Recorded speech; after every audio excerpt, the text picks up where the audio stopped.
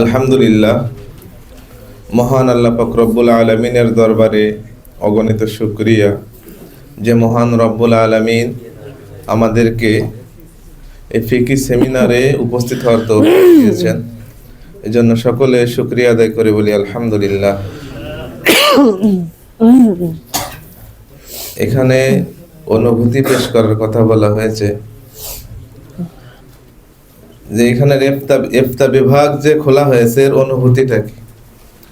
দেখেন, আমরা যখন দাওরা হাদিসে পড়ি এই মাদ্রাসায়,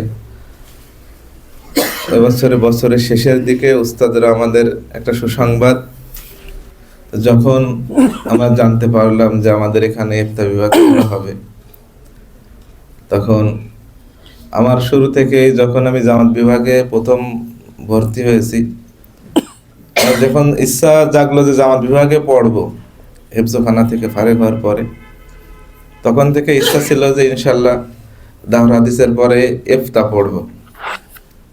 তো যখন এখানে দাওরা শেষ মুহূর্তে শুনলাম যে এখানে ইফতা বিভাগ খোলা হবে, তখন আলহামদুলিল্লাহ আমরা কয়েকজন ছাত্র রমজানের আগেই এখানে ভর্তি হয়েছিলাম। ওই একবারই আমাদের ইতিহাস, এখানে দাওরা থেকে 8 জন আসছে, এরপরের বছর হলো 3 জন, এরপরের বছর 2 জন, আর এই বছর 1 জন। 8, 3, 2, 1। আলহামদুলিল্লাহ, যখন ইফতা বিভাগে ভর্তি হলাম, তারপরে আসার পরে আলহামদুলিল্লাহ দেখতে দেখতে একটা বছর শেষ হয়েছে। তারপরে প্রতি বছরে আমাদের এই ফিকি সেমিনার হয়। তা আমি প্রথমে এসেই আমার যে খেয়ালটা থাকে যে দেওয়ালে যে লেখাগুলো থাকে এগুলা পড়ি, দেখি। তারপরে এখানের যে এটা দেওয়া থাকে, যে সূচি এখানে লাগানো থাকে, এটা আমি দেখি। প্রতি বছরে চেঞ্জ হয়। তা আমাদের বছরে যতটুকু ছিল ওই সময় 2টা কাগজ লাগানো ছিল, পরের বছরে দেখলাম যে আরো 2টা বেড়ে গেছে, এবার এসে দেখতেছি আরো।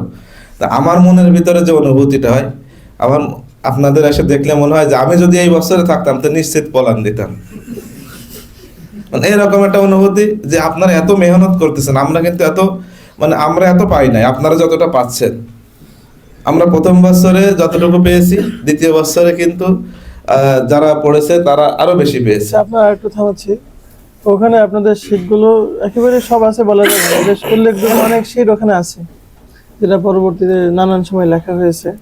তো ওটা একটু আপনি সংগ্রহ করেন আর না করেন, অন্তত একটু উল্টায় পাল্টায় দেখবেন। কি করবেন? সূচি জানা এটাও কিন্তু, শিরোনাম জানা এটা অনেক বড় জিনিস। যে ওই রকম বিষয়টা কিছু আছে, এটাও তো অন্তত জানা হলো। একটু উল্টায় পাল্টায় দেখবেন, এবং এগুলো যদি আপনারা সংগ্রহ করতে চান, সবকিছু PDF আছে, এটা আপনারা সংগ্রহ করতে পারবেন। ঠিক আছে? জি আলহামদুলিল্লাহ, এইভাবে মেহনত তো বাড়তেছে দিন দিন। তা আশা করা যায় যদি এইভাবে চলতে থাকে ইনশাল্লাহ একদিন সারা বাংলাদেশের ভিতরে আমাদের এই বক্সরের ইফতা বিভাগটা ইনশাল্লাহ চমকায় যাবে।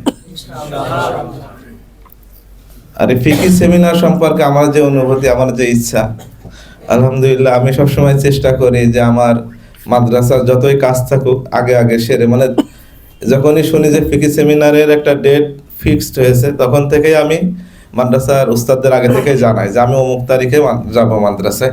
সবার জন্য একটা শিক্ষা আগে থেকে উস্তাদদের জানাই, মহতামিম সাহেবরাও আগে থেকে জানাই যে হুজুর আমি অমুক দিন যাব। বাকি তার 2-3 দিন আগে আমার যে কাজগুলো মাদ্রাসায় আছে এই কাজগুলো সমাধান করার চেষ্টা করি।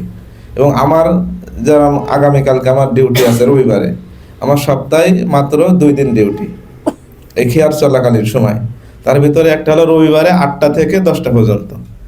আমি কিন্তু একদিন ও আর একজনের ডিউটি পালন করে রেখে আসছি, বলছে আমার দিন আপনি করে দিবেন।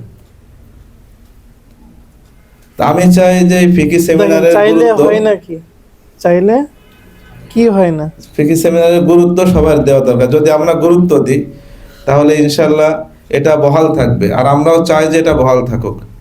একদিন এই যে ঘরের ভিতরে আজকে আমরা, একদিন আমাদের এই ফিকি সেমিনারটা মসজিদের 2য় তলায় হবে, একদিন ইনশাল্লাহ মসজিদের 2য় তলায় ছোট হয়ে যাচ্ছে, মাঠে হবে ইনশাল্লাহ। আর যদি আমরা এই আগ্রহগুলো হারাই ফেলাই তাহলে আস্তে আস্তে আমাদের এই মুখগুলো আবার দেখা হবে না। রাস্তাঘাটে হয়তো কোনো একদিন হঠাৎ করে দেখা যাবে অমুক ভাই, পরিচয় দিতে হবে যে আমি অমুক, আমার কি চিনতে পারতেছেন? তারপরে আধা ঘন্টা তাকায় থাকার পরে এবার বোঝা যাবে যে না, ও হ্যাঁ আপনি। কিন্তু যদি আমরা এইভাবে থাকি, একসময় দেখেন আমাদের এরকম উলামা ইকরাম হাজার হাজার সবার মুখ কিন্তু পরিচিত থাকবে, যদি প্রতি বছর অন্ততপক্ষে একবার আমরা আসতে পারি। এজন্য সবার কাছে অনুরোধ থাকবে যে এই যে হাসির মাঝে যে কয়েকটা কথা বললাম, আমরা সবাই যেন আমল করতে পারি। আল্লাহ তাআলা তৌফিক দান করেন। এ বলে আমার সংক্ষিপ্ত অনুভূতি শেষ করছি।